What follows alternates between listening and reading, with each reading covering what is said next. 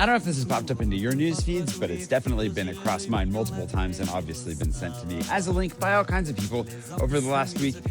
They made an announcement that they're introducing a law to strip Americans of their dual citizenship, which if you've been following me for a while, you won't be surprised to find stresses me out like crazy as a concept, just because I've worked so hard to become a French citizen and have dual citizenship. And I don't want to lose either of my citizenships. So I thought I'd reflect a little bit on this today, especially because I'm not sure what I really have to add, but I also feel that feeling of not knowing what to do about it is also indicative of just kind of where we are today on a number of fronts as a whole. But first, Pouchon's out of town and he's got mail that somebody's got to pick up. Success. Hungover. My channel is generally a place that I want you to be able to come to for some joy. As I jump back into daily vlogging here, one of the goals that I set, this chair is a little low, but one of the goals that I set was that I wanted to make sure that every video that I made left those who came and chose to watch it with a sense of joy. And I want to stick by that. I want to stand by that through this next season as much as possible, especially because it's one of those times in history in general that everything just seems to be crap. Everything seems to be getting worse. And I think it's important to acknowledge that to some degree and to find a way to acknowledge that. And I could talk endlessly about all the things that bother me, that weigh on me, that stress me out, that bring me down. But that's not what I'm here to do. That's not what I'm here to share. And I generally think you can get enough of that everywhere else you go. This ideally is supposed to be the record of my life. Despite the people that get very angry at me when I talk about myself and don't just show them, I guess, croissants floating down the Seine in front of the Eiffel Tower. I don't know what some people are here for, to be honest, sometimes. And despite the fact that my life is affected directly by all these larger issues and so forth, that's just not what I set out to do here. So 99% of the time, I want to make sure that we are having a good time. And that I'm helping to maybe inspire you to come to Paris and have a great time, maybe move here one day. What is the value that I bring? What are the stories that I'm here to tell? What am I here to leave you with? One of the things that comes through in comments and in how people engage with me and why people end up becoming patrons and so forth is I either inspire hopefully a great trip to Paris or even a change of life and a move to Paris.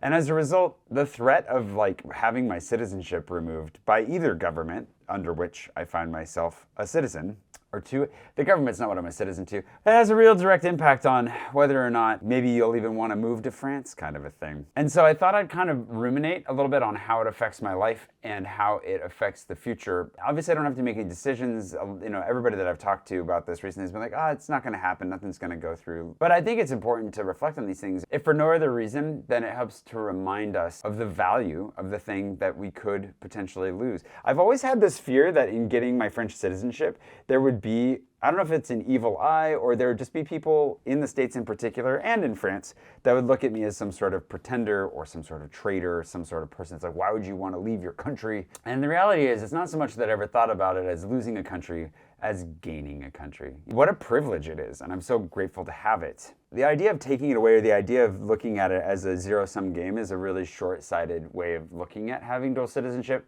Because at least for me, the way that I see it is that I'm here to add benefit, a mutual benefit to both countries, both culturally, economically, in all these ways, that I'm looking to serve as a bridge between my chosen culture and the culture that I came from, my chosen city and the people that want to visit it, or maybe even live here, whatever that looks like. My hope is that I can help ease that passage and that understanding between cultures. France is the United States' oldest ally. We are long-running friends in so many ways, and I get to be a part of that relationship in some small way.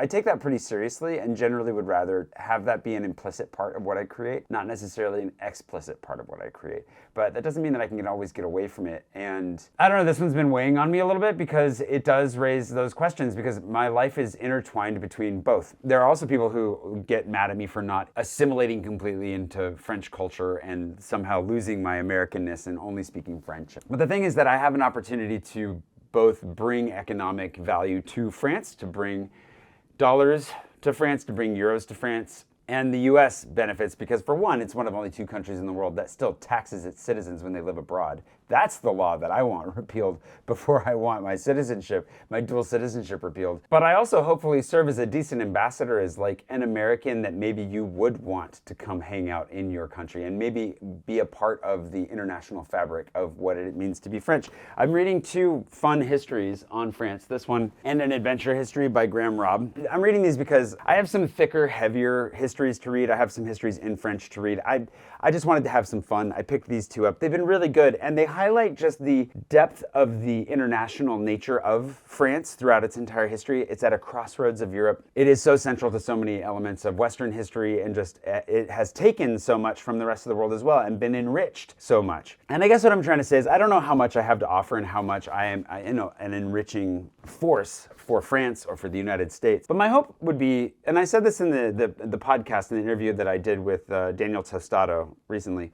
the only thing that I want is to leave Paris and to leave France and the US, to leave my communities, to leave my world better than I found it. And I think in the midst of global events and how much everything is happening around us right now, it feels increasingly difficult to be optimistic and to feel like we can have a positive impact. Ultimately, the reason that I wanted to make this video and just sit down and talk about it for a second was because I do still hold the belief that I can have a positive impact on the people around me, hopefully on you, somebody watching this out there today. It's the same reason that I'm writing this book about my life. I met with Richard the other day to talk about editing it, and I told him, there's so much of me that when writing it, I was like, who cares about this? Like, why would anybody want to read this book?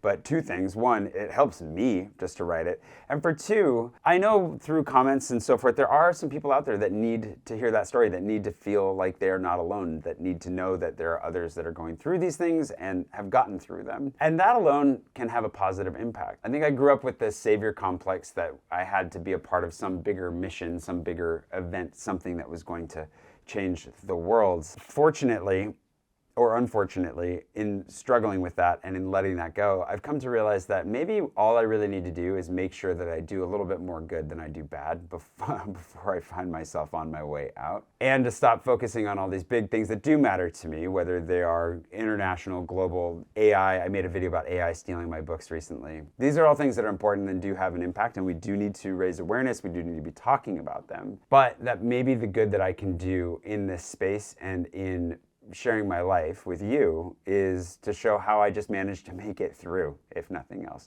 and still have some fun and still try to enjoy the life that I built for myself. I think that's why it actually kind of really strikes me so intensely, is because it fits in with just the gaslighting and the abuse of how I was raised, both within family and the church and all these things, is that it feels like as soon as I finally built something for myself, as soon as I got my citizenship, I came here with the goal of like just securing a life for myself in France.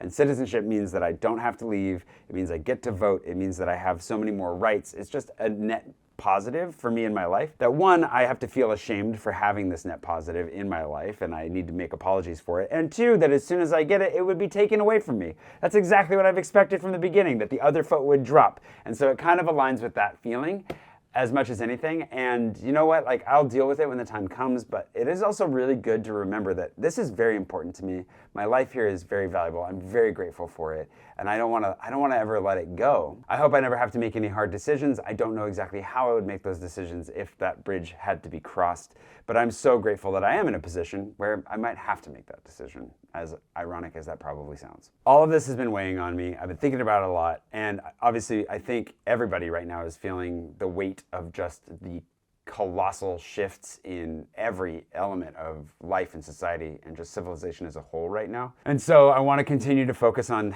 this, on having fun with you, on sharing my life as best I can, and the ups and the downs, the highs and the lows. I gotta go. I'm running late. Thank you for watching. It really means a lot that you're here. Last night we went to a restaurant that my patrons had voted on that theoretically had invited me, like they were gonna give me dinner for free. Yeah, they didn't in the end. It worked out. I ended up paying for it. They don't work with that same PR agency. We waited too long. I guess we missed our chance. I'm gonna add them to the guide. It was good. The wine was great. The food was actually really, really nice. It was a very international, it was like French, but like very international. Like we had maki and we did have foie gras, so that was really good. The main reason that I'm actually gonna probably put it in my guide is because it fills a hole in that area around Bastille and like the far east portion of the Forth. Where is it a place that I insist you have to go? Absolutely not. Is it a place that if you happen to be in the area or staying nearby, you could definitely go and have a great time? Yes, Les Amoureux. They have a wine bar if you want to eat small eats, and a restaurant next door, which is where we ate. It was really good. And thanks to Teufel Hunde and all my patrons for voting on it. Teufel Hunde being my patron producer. But thank you so much for sending us out there. And you guys are the ones that ended up not only picking it, but covering the meal. And I really, really appreciate that.